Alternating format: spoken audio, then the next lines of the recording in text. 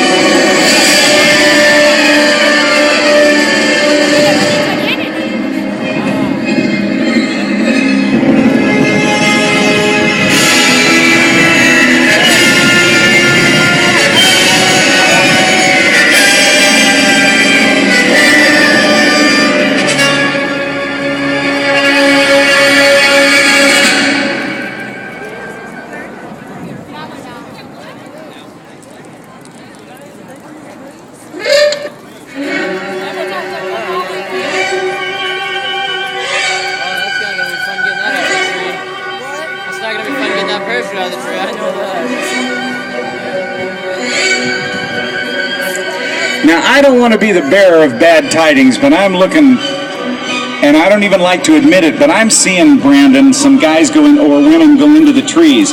This is not comfortable. It is not comfortable, but as 82nd Airborne troops, we are trained to land in any situation. Not every jump will be in a flat, easy setting. Sometimes you got to go through a tree. Basically what they'll do is, as they come through, they'll prepare for a parachute landing fall in case they slip all the way through the branches. Some jumpers may actually grab onto a branch and hang on for a second, disconnecting himself and his reserve and sliding down his own lines to the ground and getting back into the fight. So you're prepared for any contingency? Yes, sir, including water, snow, trees, hills. Like you see a jumper right there, pull out his reserve parachute. Basically, his parachute may have malfunctioned. He pulls reserve out, it's going to help him out. 2 parachutes instead of 1.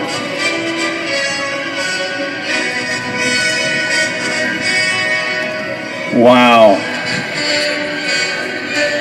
This is an incredible exercise. Ladies and gentlemen, we've still got about 6-7 parachutes in the air. We're going to send out the troops, and just in case we're sending out ambulances, just in case there's some issues.